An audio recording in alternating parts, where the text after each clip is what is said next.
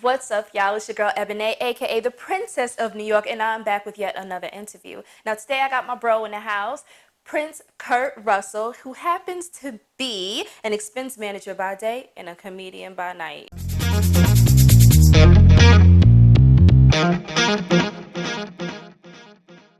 Tell me how that works.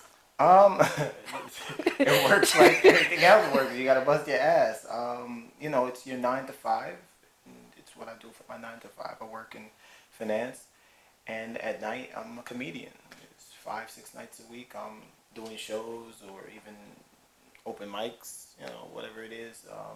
And I perform all over the East Coast. Okay. So that's been a joy and a pleasure, especially on the weekends. But yeah, it's doing what you have to do, but pulling yourself up by your little bootstraps, chin straps, whatever kind of straps you got, and just doing it. Oh, okay. It's like that. So, okay. Now, finance and comedy are two completely different things. They're on like completely two different sides of the spectrum. Obviously, you enjoy comedy. Do you enjoy finance as well? I do, but I don't think they're different sides of the spectrum. Okay, so let's go into that.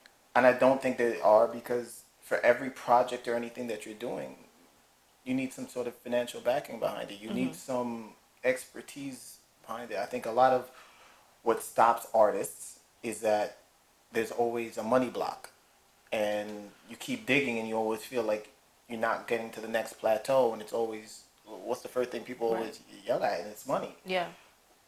I would rather Keenan Ivory Wayne something, right? Especially in comedy where the financial backing is on me. Yeah. And I could put out all my friends and just, at the same time while you're still doing what you're doing, you're making money off of, A, B, and C and this project and that project.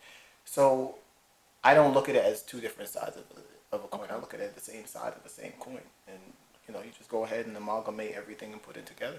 Is that why you got into finance? So you can understand the financial aspect of your craft? Bingo, yeah.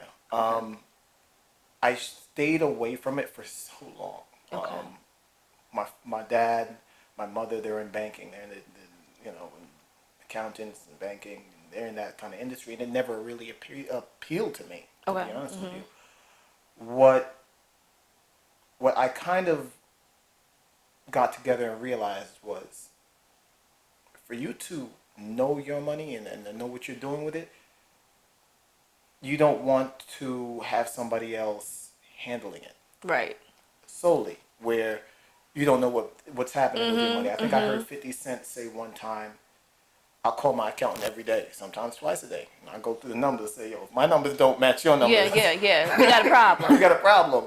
And I just wanted to understand, to protect myself. I mean, let's call it what it is. I'm a young black man, and who more likely to be taken advantage of? Right. We hear all the stories of like TLC, how they had all this money, but yet they didn't. And so many other people. And you would think Pebbles or whoever else it was, you would be able to trust them and have that. And I just think having that, and even while I'm doing this, while I'm doing comedy and I'm working my full-time job, I'm in school for a degree, my master's, my MBA, pursuing financial management. Okay. And understanding that and what comes with it. And as I could take that and possibly a business law degree, all right, what will then confine me?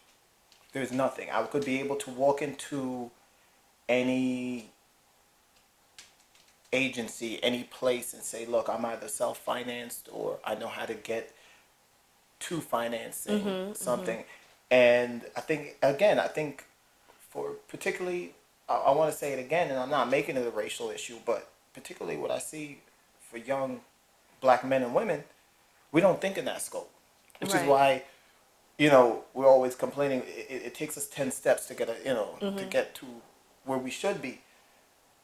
Well, let's look at all the different tracks and then put them together, push them together. And then when you make it, you make sure that you put your hand behind you, right, to bring up somebody else so that they can make it. Well, then also impart the knowledge that you've learned, because like you said, that is something that's not traditionally carried down through other generations, talking about, the financial wealth and all these other kind of things and how to obtain that financial wealth. Because it's more than just a handout. You want to learn how to, get it Point yourself. exactly. Teach a man how to Fish. fish. Big point exactly. And I got truth to speak, right? I'm without any legal papers. I was brought in by a family that like partially adopted me, from high school on, and it was, really my dad who sat me down and had me realize this. And I sat there one day and I said, maybe I should really go to school for this. I ended up in finance anyway, right? Yeah, yeah, yeah. And I'm working on my craft, which has become my now second career. And I said, this would make so much more sense if I had the money to do what I wanted to do. And his little, what do they call them, like life hacks, right? On, well, this is how you retain. This is what you do. This is where you should put your money. Okay. This is how, you should decompartmentalize certain things. It only made greater sense. And if I didn't have that, which is something they don't teach you in schools. Right. No, they don't. They're not teaching you this in the streets, No. which would make a far much better sense if you ask me, right? This way I could be able to take what I have and the next 100 people learn from me. You know what I'm saying? Learn from what this man is trying to teach me. Right, for sure. Absolutely. And I just amalgamate. Bring everything that you have together, your different passions. If you can sew your behind off, sew. Be one of the best sewers you can find. And whatever your 9 to 5 is, hey, I knit little children things. You know what I'm saying? You talk within your...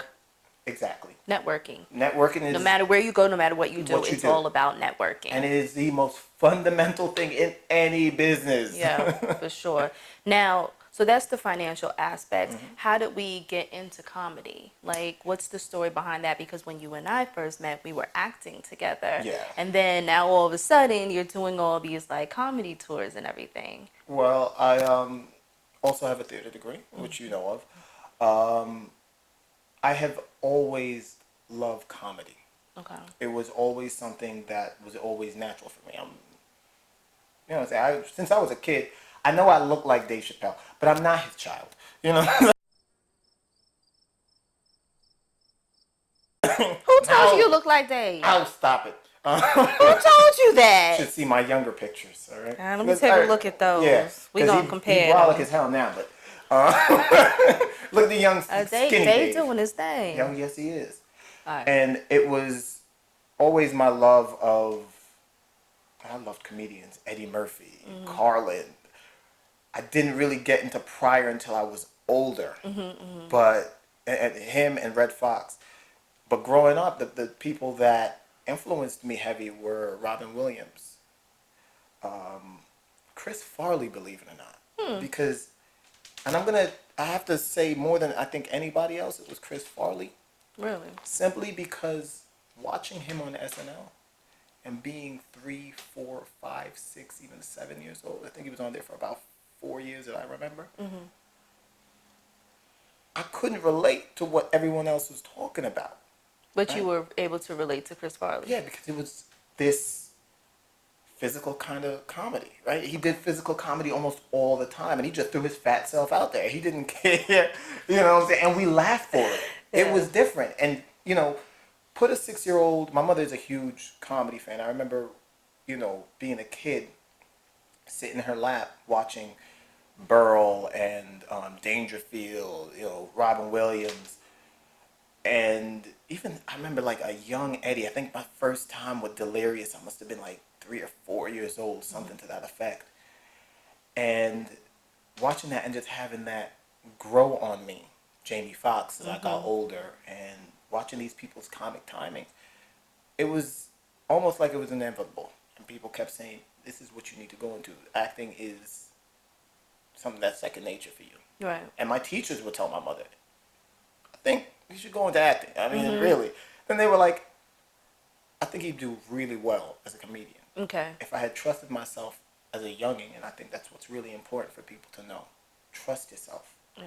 Trust your abilities and your strengths. Because if I would have done that and had the courage to do what some of the greats did, Dave Chappelle, Eddie Murphy, at 13, they were in comedy clubs. I couldn't have the gall to do that. Maybe it just wasn't your time. And it wasn't. And, It there's wasn't. a time, and a place, and a season for everything. So You're perhaps absolutely that's right. what it You're is. right. But you do see with the greats, right? And let's just be honest, we are all living for some small facet of immortality to leave your mark here on earth. And the one thing that I've noticed with all the greats, whether it's Robin Williams or Pryor or Eddie Murphy, and more so like Eddie and the generations that followed with him, because to me, they were even better than Pryor, Cosby, and Carlin. Right? They perfected it. Was that they were in these places from a young age. Talking about they were sneaking into the clubs at 12, sneaking out their house. I had that kind of gumption. Who knows where I'd be? Yeah. Right? What would you say your style is? Because you were saying before that Chris Farley really, was a good inspiration for you. You like, his physical comedy. Are you Yeah. more of like a physical comedian? But you also like Eddie. I'm guessing you talking about like from Raw and everything like that. Yeah. So, what's your style? I'm very politically based. I'm a big Chris Rock fan. I'm a big Dave Chappelle fan. I love touching up on politics. I love my urban comedy settings, and I really do work a very niche market. Not that I don't do, because I'm at Broadway Comedy Club a lot. I'm at Broadway Comedy Club Gotham, any of those places in the city. But I really try and stay true to like those Tracy Morgan roots, right? Okay. Those South Bronx clubs, those Yeah, Brooklyn clubs, those Queens clubs, where it's just a different vibe, and people are going to understand. They're going to understand you different. Right, they can relate to you in And a they're different going to way. relate to me. Denzel Washington said it best. It's not that, a different person from a different ethnicity, if you're playing in those places or you're directing, it's not that they don't understand and know your culture, but they don't understand and know your culture. I know what a hot comb smells like. Right. You know what I'm saying? I grew up with that, and to draw it back to that, it means a lot. It's a harder tract because it's not mainstream. You know what I'm saying? But absolutely, urban comedy. Come on, you can't get no better than that. Well, I just want to know what your style was. Now, what is your take on, we see a lot of these male comedians, especially black male comedians, dressing up like women. Some people have like the great distaste for it. Some people think it's funny. Some people don't care one way or another. What is your take on that? Like if somebody said they wanted you to dress up like a woman, do like a Big Mamas type thing, or, Medea. It all depends. I generally don't have an issue with it. I actually have a character that I do.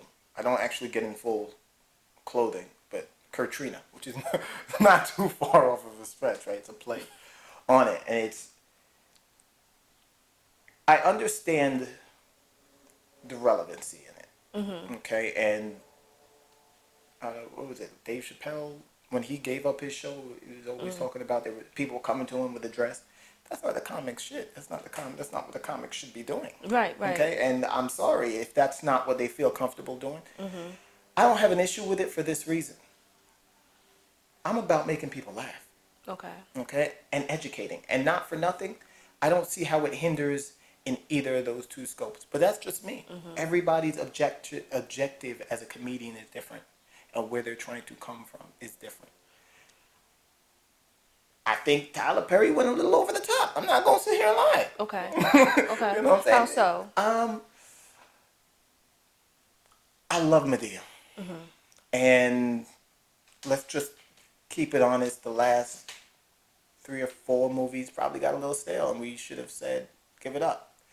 There is, I guess, some sort of funniness to watching a big black man dress up as a woman. All right, we've seen it with Jamie Foxx, we've seen it with Martin and everybody else. Because people tribute that with us not being men and not having the maturity of being masculine, right? I could care less about it left or right. It's just, and you want to word these correctly because of the times we're in, okay? Yeah. It's just, it's funny in some regards, And in other regards, you have to be very careful of how you knit it and you weave it, because it can look like a, one of those minstrel comedies from in the Right, 30s. and we don't want And we that. don't want that. And a lot of people feel like it's emasculating the black man. I don't think so. I'm going to say, because black men aren't just one prototype, right? You have gay black men. Yes. Let them be gay. You have black men who are more ephemeral, okay? There's nothing wrong with that. You have black men who are single black fathers, okay? Not for nothing. It's a dream of mine. You know what I'm saying? I would love to have kids, and I don't necessarily want to have a relationship, okay? That doesn't make me less of a man. It doesn't make me more of a woman either. Right. No. And we have to, and this is something we have in our community, stop boxing each other into things. Okay. Stop. You know what I'm saying? If Jamie Foxx and Martin Lawrence, which was rumored that they were going to do Shanae and Wanda. And Wanda together, right? Which there was so much backlash. Why we didn't just see the product first? And at the same time, if black women feel like they're being attacked, let's have that conversation. Because nobody's sat there. We've always talked about the masculinity with men, but we've never talked about how black women feel as we're portraying black women. Or are people speaking of, there might not be enough, I don't want to say argument, but, discussion on both parties. Like, we just kind of like, oh, okay, he's dressed up as woman, key. And, I listen to some programs, and some people say, one, they feel like it's emasculating the black man, but they also feel like this man didn't reach the heights that he's at without doing that. Yeah, you know what I'm saying? He wouldn't have reached these heights. They bring up Chris Tucker. I love Chris Tucker. They bring up Martin. They bring up Jamie. They bring up Tyler. You know what I mean? Like, so they're attributing their success to them dressing up as a black woman and just making a farce of themselves and women. And I completely understand. And as I said, I agree to it to a point. Especially, as I was saying, Tyler Perry wouldn't have gotten there. But with that said, now I said just a few minutes ago, those last four, he could have just been trying to push out something he had an obligation to Lionsgate. I don't know. Okay? Right, possibly. Right? Don't know. Yeah. But let's not negate the fact that he played Medea as his mother and his grandmother. Bringing forth their principles and their morals, okay, which was his religious view. If you didn't like it, you didn't have to watch it, okay? There's that too. Right? And he did so, let's just call it what it is, right? If I was watching a TV program and I was watching a movie or a TV show and it was a man in that same role, I don't know if I would have been so receptive to it, right? But here we have Medea, a matriarch, a strong matriarch at that. Okay, and let's not confuse it. That is the pillar of our families predominantly. Okay, because I know sure as heck if his name was Medea, I don't think I would care as much. Now, would we? Right. It would just be a tall black guy. Right. And trying to teach me about life. It would. You know what? It kind of sounds like Bill Cosby, which is why people jumped ship from Bill Cosby way in the 90s. They were like. You can't preach to me. Right. You know what it became very preachy at that time, and it became very. You know what I mean? I didn't think so, but... Well, a lot of people took it that way. And a lot of people took it that way. And I hear what people are saying. I understand what people are saying. But it seems to me people have more of a lambast, and they want to just come out just to come out for the sake of coming out and demeaning something. I don't see anything wrong with men dressing up as women. As long as you're bringing some knowledge to it and you're funny. Let's not negate the fact, Tyler, all of them, even Eddie Murphy in his movies. There was some real messages in those movies that you can't convey without being those characters. So let's look at the whole scope. And there's the whole thing with, like, comedy can be offensive sometimes. It's the only way. You know what I mean? Like, not for nothing, like, there's a lot of digs. There's a lot of things like in comedy, you talk about things that people, you kind of get away with talking about things because you're in this this comedic environment. People don't take it as seriously because it's just jokes. It's just jokes. How do you feel about, the comedy? Do you feel like the comedy is offensive? Do you not? Like, you think it's okay, just like you said, like that's where you can go. This is the safe place. We could talk about these things. Like I couldn't talk to you about this over a cup of coffee or tea, but now with I'm all on jokes, stage. I It's different. can right. I can point these things out, and where you're in that environment, well, it's everything's a little lighter. So I'm not gonna. Oh my God, I might clutch my pearls a little bit, but I'm not gonna wail off and slap you either. And people are still trying to wail off and slap. Okay. It sounds crazy, and it's coming from a comedian who I try to be as fair and equal as possible. One thing I hate is biases, so the first thing I'm going to sit here and say is I'm biased on the subject Okay. as a comedian. Right. And there would be no time that I would be comfortable to say, let me explain something without giving my unaltered opinion. Okay. I defend almost every comedian that comes up, no matter what. Okay, as long as what they were doing was in the scope of what they were trying to do. Okay. What was his name? Sean McGinnis. A few weeks back, got kicked off of SNL for some stuff that he had done. I don't know the full scope of that, but if it was, from what I'm hearing, it wasn't in the comedy. It was just deliberately trying to be offensive. Okay. He's a comedian. Who was deliberately trying to be offensive. We didn't have this issue with Milton Berle or Rodney Dangerfield when they were talking about women. You know what I'm saying? People thought that was funny 50 years ago. Okay? And all of a sudden now, because times change, and I'm all for progression. I'm all for times changing. But you have to understand this is what this medium was created for. So I'm a fierce defender of comics and their free speech and their jokes, even when their jokes don't hit, because it is not easy. Okay, it's not easy as hell to write a joke, and people think it's just getting up there and doing it, Right. which is part of the reason why I went back to school and I furthered my education. You're not gonna box me into one thing, and comedians are so often boxed into one thing. Just because you're a comedian doesn't mean you're not an intelligent human being, and most comedians are highly intelligent. Well, you have to be to talk about the range of topics that Yeah. you talk about. You know what I Absolutely. mean? You get into one thing. You don't just come up here and talk about the lady in the front row with the glitter shirt on. You know what I mean? You talk about this. You talk about climate, and you talk about what politics and everything like that. Absolutely. Where do you see comedy going in the next 5-10 years? Glad you asked that question. If people fight back now, I think we'll probably mellow out. I think possibly in 5 to 10 years, it will be a little bit more scoured. And the comics that you do see, there'll probably be like one breakout comedian, like Eddie Murphy was in the early 80s, right? Where, oh my God, we you know what I'm saying? We say that behind closed doors, but you don't hear that. It may usher in something like that, Okay.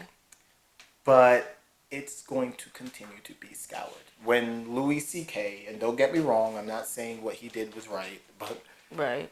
when Louis C.K. is in the privacy of his own house and he sits there and states to people what he's going to do, as offensive and gross as it is, you have the option to leave. Right. And it really irked me to sit there and say, here's a guy who's a comic who came out immediately and said, I did that. There was plenty of other people. I mean, I looked at, what was that guy with the actresses? I forget him now. There's so many. The ringleader one, the one that had the Not Weinstein. No. Weinstein, Harvey Okay. Weinstein. Okay. And he's been denying it all throughout. And you just look at his face and you know he's guilty. And then it's just like, come on. So Right. we're gonna strip $30 million away in a potential tour from this man who came out, said I did it. Okay, listed what happened. Right. Said, don't defend me. I'm letting you know A, B, and C. But yet still had $30 million drawn from him. His career side railed.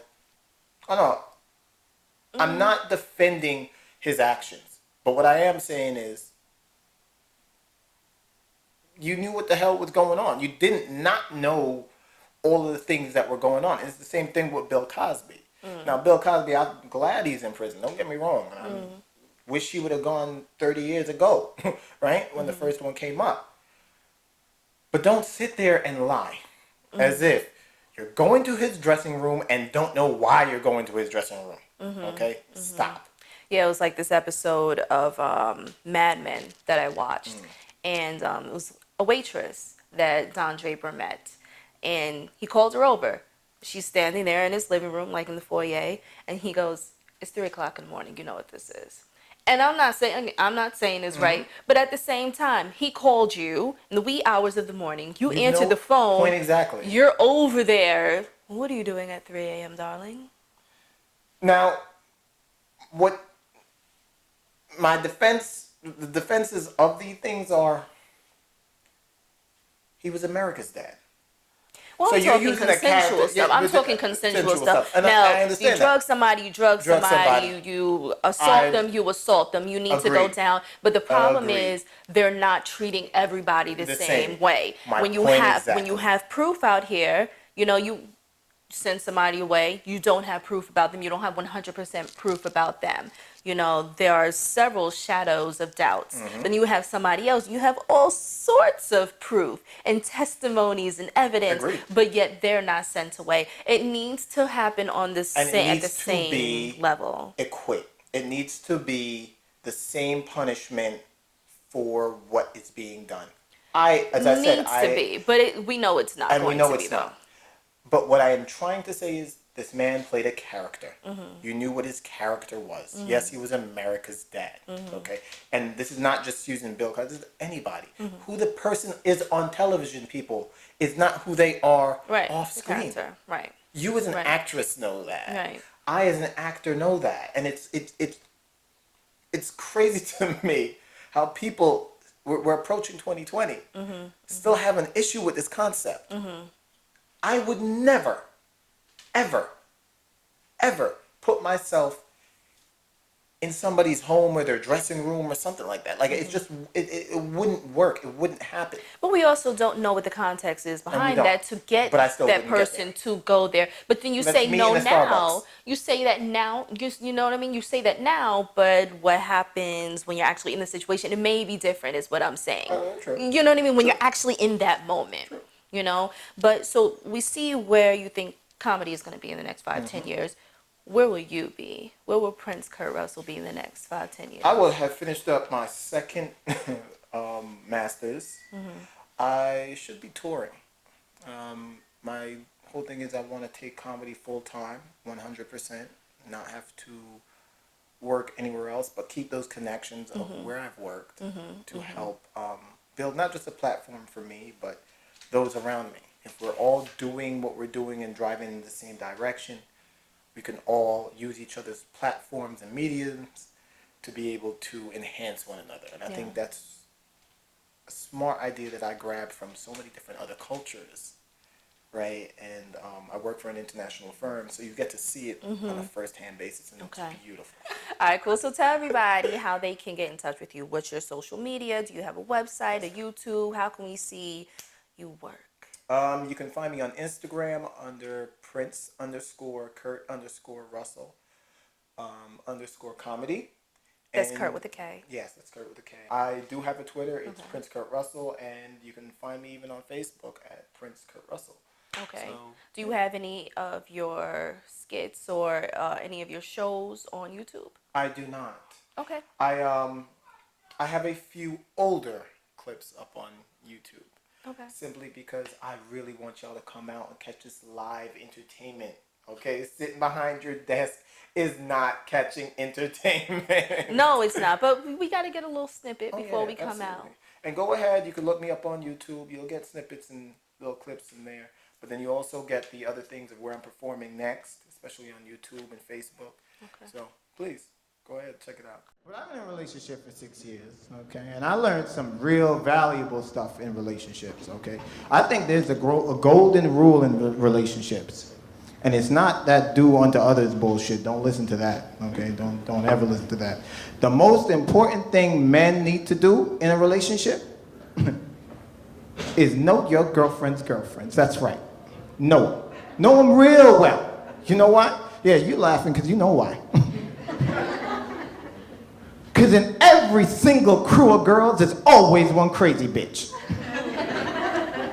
And if you cannot identify the crazy bitch in your girl's crew, That's right. Your girl is it!